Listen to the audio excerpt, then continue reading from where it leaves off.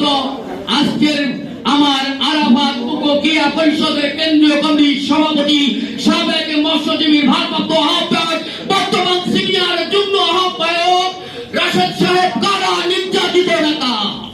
আমি ওনাকে বলি, যদি কখনো কোথাও শুনি আরাফাত ক্রিয়া পরিষদের আমলিকের লোক ঢুকেছে, সেদিন কিন্তু আমার নেতায় ওই কমিটিকে বিলুপ্ত ঘোষণা করবে। আপনারা কি আমার সাথে রাজি? আমরা কাউকে কোনো সুযোগ দিব না।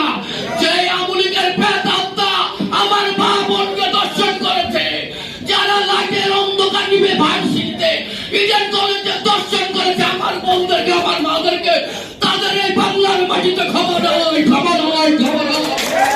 তারা করবে, তাদেরকে আমরা প্রতিহত করবো। যদি প্রয়োজনে দলের পথ থেকে পদত্যাগ করে আমি তার বিরুদ্ধে লড়বো। আপনারা আমার সাথে এক থাকবেন। আমরা জিয়ারতের সৈনিক, আমরা হাঁটতে শিখিনি। আমরা 17 বছর লড়াই করতে করতে আমরা এখানে এসে বসেছি। ইনশাল্লাহ আপনাদেরকে